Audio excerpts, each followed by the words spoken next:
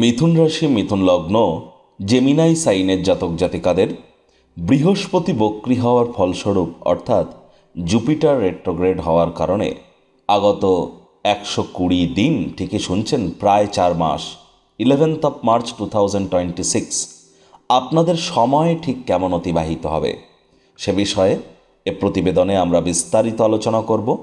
আলোচনাটি অত্যন্ত গুরুত্বপূর্ণ হতে চলেছে, কারণ এটি 120 দিনের আলোচনা। আর এর মাঝে কিন্তু বৃহস্পতি আবার রাশিও পরিবর্তন করবে।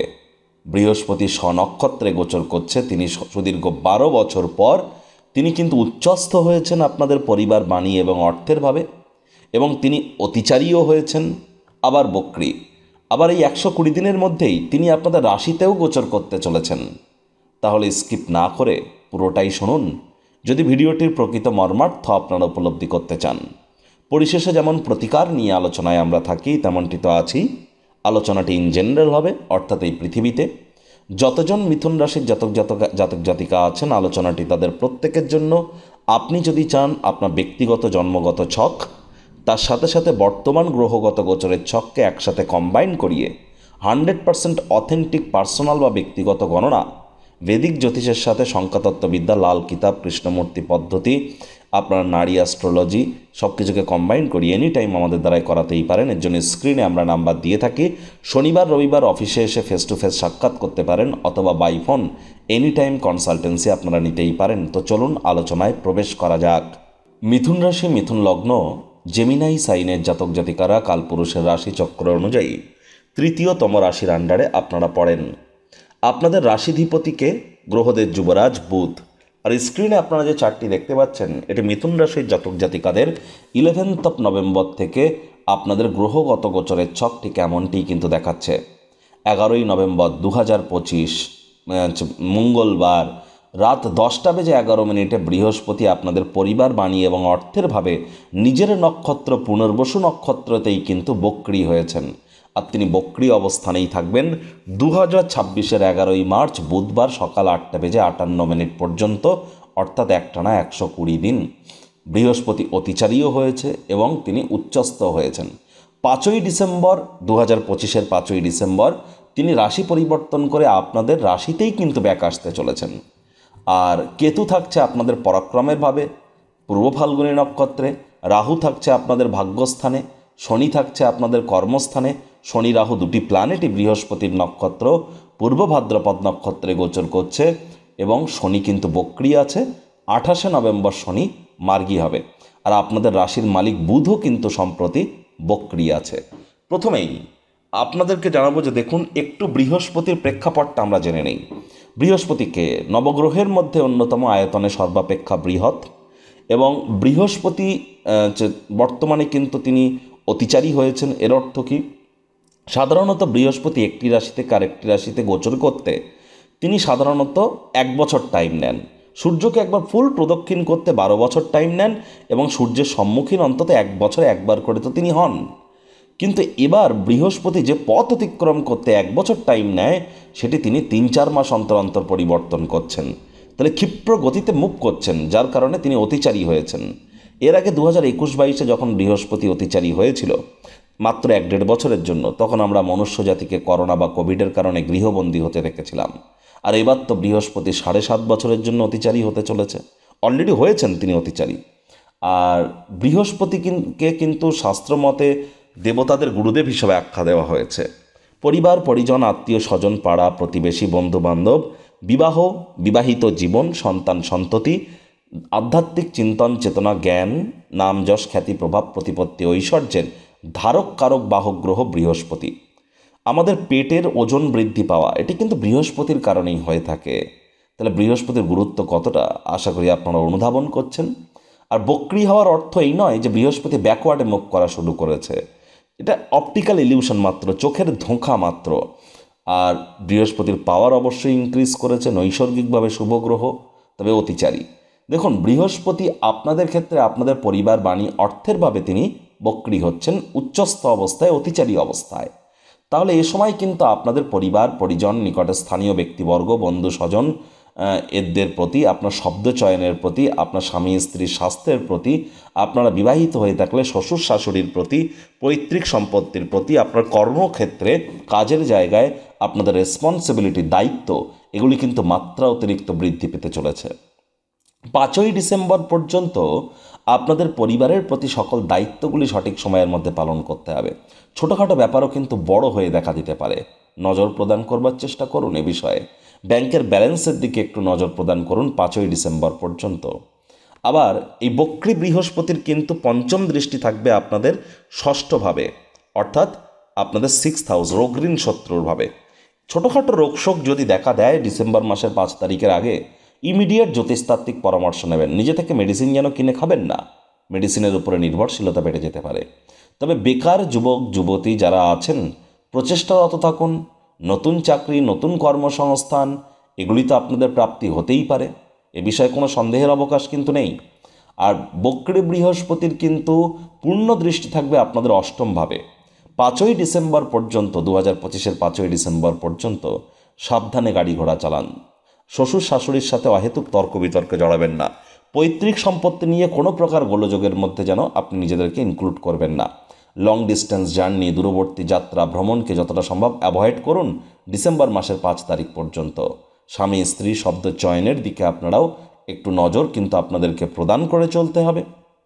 দাম্পত্য জীবনে কিন্তু কলহের মাত্রা আপনাদের কিন্তু 5ই ডিসেম্বর পর্যন্ত কন্ট্রোলের মধ্যে রাখতে হবে। পার্টনারশিপ ক্রিয়াকলাপ করা থেকে 5ই ডিসেম্বর পর্যন্ত বিরত থাকুন। আর এ সময় কিন্তু দেখুন বক্রী শনির, শনিও কিন্তু বক্রী, আর বক্রী শনির উপরে বক্রী বৃহস্পতির নবম দৃষ্টি থাকবে আপনাদের কর্মস্থানে। তবে কর্মাধিপতি বৃহস্পতি নিজের ঘরকে দেখছেন, তাহলে যোগ্য কর্মচারী হয়ে থাকলে ডিসেম্বর মাসের পর থেকে আপনাদের অবশ্যই প্রমোশন পদোন্নতির যোগ তো থাকছে। তবে আমি বলবো আলসেমি করলেই কিন্তু ক্ষতি। চোখ কান খোলা রাখুন, সজাগ দৃষ্টি বজায় রাখুন কাজের জায়গায়। আর কেউ আপনার অতিরিক্ত উদারতার সুযোগ নিচ্ছে না তো, এ বিষয়ে আপনাদেরকে নজর কিন্তু প্রদান করতে হবে। হার্ডওয়ার্কের কোনো বিকল্প নেই। খরচ কিন্তু বাড়তে চলেছে, আর আপনারা লক্ষ্যও করেছেন যে দীর্ঘদিন হলো আপনাদের খরচের মাত্রা বেড়েছে। এবার কিন্তু আপনাদের বাজেটকে নিয়ন্ত্রণে রাখার প্রচেষ্টারত আপনাদের হওয়া উচিত। যারা বর্তমানে বিদেশে আছেন তাদের খরচ হয়তো মাত্রা অতিরিক্ত বৃদ্ধি পেয়েছে। 5ই ডিসেম্বর পর্যন্ত নেশা ভাঙের প্রতি আকর্ষণ থেকে বিরত থাকতে হবে, লটারি সাট্টা জুয়ার আকর্ষণ থেকে। আর বিশেষ করে যাদের চোখের, ত্বকের বা দাঁতের সমস্যা দেখা দিচ্ছে, তারা ইমিডিয়েট জ্যোতিষতাত্ত্বিক পরামর্শ আপনারা গ্রহণ করুন। 5ই ডিসেম্বরের পর বৃহস্পতি যখন আপনাদের রাশিতে গোচর করে যাবে, তখন কিন্তু তিনি পূর্ণ দৃষ্টি দিয়ে আপনাদের 7th হাউসকে দেখবেন। 7th হাউসের লর্ড, নিজের ঘরকে তিনি দেখবেন। অবিবাহিত যারা আছেন তাদের বিবাহের যোগ আবার কিন্তু তৈরি হতে চলেছে 5ই ডিসেম্বরের পর থেকে। 5ই ডিসেম্বরের পর থেকে 2026-এর 2রা জুন পর্যন্ত, বিশেষ করে এই সময়টিতে বৃহস্পতির কিন্তু দৃষ্টি আপনাদের থাকবে সপ্তমভাবে। আর 11ই মার্চ বৃহস্পতি মার্গী হবে 2026-এ। তাহলে অবিবাহিত যারা আছেন তাদের বিয়ের ঘণ্টা বাজতে চলেছে। 5ই ডিসেম্বরের পর প্রচেষ্টারত থাকুন। আদালত কোর্টে যদি কোনো কেস পেন্ডিং থেকে থাকে, 5ই ডিসেম্বরের পর থেকে 11ই মার্চ পর্যন্ত আপনাদের কিন্তু অবশ্যই কোর্ট বা আদালত আপনাদের পক্ষেই ভার্ডিক্ট বা রায় কিন্তু প্রদান করতে পারে। Banking sector, financial sector, travel tourism industry, export import ইন্ডাস্ট্রিতে যারা কাজ করেন, 5ই ডিসেম্বরের পর থেকে আপনাদের সময় সুযোগ একটু হলেও বেটার পরিগণিত হবে। আর যারা প্রেম করে বিবাহের স্বপ্ন দেখছিলেন তারাও কিন্তু লাভান্বিত হতে চলেছেন। পেটের সমস্যা, বদহজমের প্রবলেম যেটি হয়তো আপনাদের ভোগাচ্ছে, লুজ মোশন বা কোনো প্রকার ফুড পয়জনিংয়ের সমস্যা, সেখান থেকেও কিন্তু আপনারা 5ই ডিসেম্বরের পর রিলিফ পাবেন। সন্তান সন্ততি ধারণ করবার জন্য, গর্ভধারণ করবার জন্য, ডেলিভারির জন্য 5ই ডিসেম্বরের পরের সময়টি আপনাদের জন্য বেটার। 5ই ডিসেম্বরের পর আপনাদের শিক্ষাক্ষেত্রে কিন্তু আপনাদের নতুন নতুন উপলব্ধি আপনারা হাসিল করবেন। তার আগে পর্যন্ত কনসেন্ট্রেশন পাওয়ারকে আপনাদের কারো ইনক্রিজ করতে হবে, তা না হলে কিন্তু সমস্যা একটু হলেও থাকতে পারে। একই সাথে আপনাদের ক্ষেত্রে বলবো যে দেখুন 5ই ডিসেম্বরের পর তুলনামূলক ভাগ্য আপনাদের অতিরিক্ত সঙ্গ কিন্তু প্রদান করা শুরু করবে। তবে পিতার শরীর স্বাস্থ্যের দিকে আপনাদেরকে অবশ্যই খেয়াল রাখতে হবে। ছোট ভাই বোন তাদের সাথে অহেতুক তর্ক বিতর্কে জড়াবেন না। মায়ের শরীর স্বাস্থ্যের দিকে, মাতা পিতা দুজনেরই শরীর স্বাস্থ্যের দিকে অতিরিক্ত নজর দিন, এবং মাতা পিতার সাথে সম্পর্কের দিকেও আপনাদেরকে অতিরিক্ত নজর কিন্তু প্রদান করে চলতে হবে। একই সাথে বলবো যাদের কিন্তু সংখ্যাতত্ত্ববিদ্যা অনুযায়ী ড্রাইভার নাম্বার বা কন্ডাক্টর নাম্বার বা নেম নাম্বারের মধ্যে 4, 7 অথবা 8 আছে। 4 মানে রাহু, 7 মানে কেতু, 8 মানে শনি, সংখ্যাতত্ত্ববিদ্যা অনুযায়ী বা নিউমারোলজি ওয়াইজ। বুঝবেন কি করে? যে কোনো মাস, যে কোনো বছরের যদি 4, 13, 22, 31 তারিখে জন্ম হয় আপনার জন্ম সংখ্যা 4। যদি 7, 16, 25 তারিখে জন্ম হয় ড্রাইভার নাম্বার 7। যদি 8, 17 বা 26 তারিখে জন্ম হয় আপনার ড্রাইভার নাম্বার 8। এবার এই ঠিক একইভাবে আপনি আপনার কন্ডাক্টর নাম্বারটিও ক্যালকুলেট করে ফেলুন। কিভাবে করবেন? পুরো ডেট অফ বার্থটা ফুল ডেট অফ বার্থ, যেটা সাল, মাস, তারিখ যোগ করুন। যোগ করে সিঙ্গেল ডিজিটে আসুন, একটা সংখ্যায় আসুন। সেটিও যদি 4, 7 বা 8 হয়, অথবা গুগলে গিয়ে আপনার ড্রাইভার কন্ডাক্টর ক্যালকুলেটর লিখে সার্চ করে সেখানেও ক্যালকুলেট করে নিতে পারেন। তারপর গুগলে গিয়ে আবার নেম নিউমারোলজি ক্যালকুলেটর লিখেও সার্চ করুন। সেখানে দেখুন আপনার নামটা তো রাহু, কেতু বা শনির নাম্বারে আসছে না, তো তাহলে কিন্তু আপনাদের ইমিডিয়েট জ্যোতিষতাত্ত্বিক পরামর্শ গ্রহণ করতে হবে। আর জন্মছকে বৃহস্পতি কোন পজিশনে আছে, কারক ঘরে না মারক ঘরে? বৃহস্পতির পঞ্চম, সপ্তম, নবম দৃষ্টি কোথায় কোথায় পড়ছে? বৃহস্পতির উপরে কোনো নেগেটিভ দৃষ্টি পড়ছে না তো? বৃহস্পতি কত ডিগ্রি বলাবল নিয়ে কোন নক্ষত্রের কত নম্বর চরণে আপনার জন্মছকে বসে আছে? বর্তমান মহাদশা, অন্তর্দশা, প্রত্যন্তর্দশা কী? এ সমস্ত কিছু জানার পরই কিন্তু অথেন্টিক বিশ্লেষণ করা সম্ভব। শুধু একটি জিনিস আপনাদেরকে বলবো, আধ্যাত্মিক ক্রিয়াকলাপের দিকে আপনাদের নিমজ্জিত হতে হবে 5ই ডিসেম্বরের আগে পর্যন্ত। আর 5ই ডিসেম্বরের পর আধ্যাত্মিক ক্রিয়াকলাপের দিকে ন্যাক আপনাদের অটোমেটিক্যালি বাড়তে থাকবে।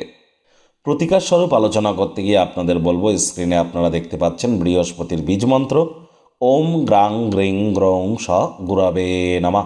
এটি আপনারা সকাল, দুপুর, সন্ধ্যা 3 বেলায় 108 বার জপ করুন, অত্যন্ত উপকৃত হবেন। এ বিষয়ে কোনো সন্দেহের অবকাশ নেই। আর চেষ্টা করুন যতটা সম্ভব আপনারা বৃহস্পতিবার করে সাত্ত্বিক জীবনযাপন গ্রহণ করতে পারেন। বৃহস্পতিবার করে নিরামিষ খাদ্য খাবার খান। হলুদ রঙের বস্তু, বস্ত্র সামগ্রীর প্রয়োগ বেশি করুন।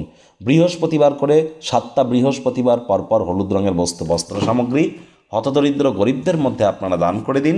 বয়োজ্যেষ্ঠ ধার্মিক ব্যক্তিদের সাথে সুসম্পর্ক বজায় রাখার প্রচেষ্টারত থাকুন। বাড়ির উত্তর পূর্ব কোণ বা ঈশান কোণে তামার, পিতলের, মাটির বা কাঁচের পাত্রে জল রাখুন। রেগুলার চেঞ্জ করে দিন। যারা দীক্ষা নেননি ইমিডিয়েট দীক্ষা নিন। বৃহস্পতি কিন্তু 7.5 বছরের জন্য অতিচারী হয়েছেন। যারা দীক্ষিত হবেন তারাই কিন্তু শুধুমাত্র প্রোটেক্টেড থাকবেন, প্রোটেকশানে থাকবেন। জন্মগুরু, শিক্ষাগুরু, দীক্ষাগুরু, এই 3 গুরুই তো জেনারেটর, অপারেটর, ডিস্ট্রয়ার। এই 3 গুরুই তো ব্রহ্ম, বিষ্ণু, মহেশ। এই 3 গুরুই তো প্রোটন, ইলেকট্রন এবং নিউট্রন। তাহলে গুরু বিনা এই জীবন কিন্তু এক প্রকার অন্ধকার। দীক্ষা কিন্তু আমাদের প্রত্যেককেই নিতে হবে। আর একই সাথে চেষ্টা আমাদেরকে করতে হবে হাইজিন মেনটেন করবার, ধর্মপ্রাণ হওয়ার, কর্মনিষ্ঠ হওয়ার, মাতৃভক্ত হওয়ার এবং বাসি খাদ্য খাওয়াকে অ্যাভয়েড করার। তাহলে শনি মহারাজের কৃপাও আমাদের উপরে বর্ষিত হবে। তো বন্ধুরা, প্রতিবেদনটি আপনাদের ঠিক কেমন লাগলো, আপনাদের সুচিন্তিত মতামত আশা করি আপনারা নিচের কমেন্ট বক্সে লিখে জানাবেন। ভালো লাগলে একটি লাইক করতে ভুলবেন না। এই আশা রেখে আমি আমার বাণীকে এখানেই বিরাম প্রদান করলাম।